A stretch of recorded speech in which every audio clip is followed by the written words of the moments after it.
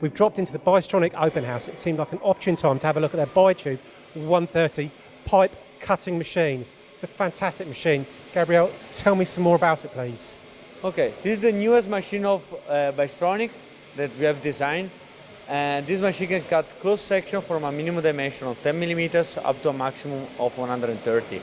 The important thing is that we can cut from a minimum to a maximum without any setup for the operator. Right, so keeping it nice and simple for them. Yeah, absolutely. Okay, and what power do these lasers come?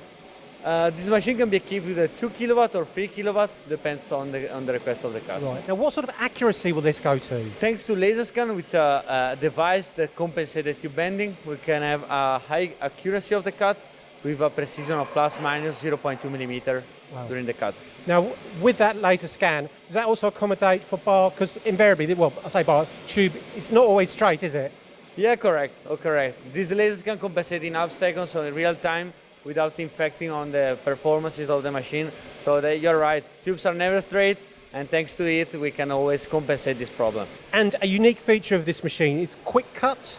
Yeah, the quick cut is an additional axis of the head. The lathe moves by 30 millimeters in links, so along the length of the part. This is pretty unique because we can use it in two modes. The performance, where tube and head move at the same time, decreasing the cutting time per part and improving the performances of the machine. The second mode is the quality, where the tube is fixed and the head moves on top of the tube, decreasing the vibration on the material and improving the cutting precision and quality. Gabrielle, that's fantastic, really interesting, and there's a lot more to this machine as well. So if you are interested in the ByTube 130, get in contact with the team at Bystronic.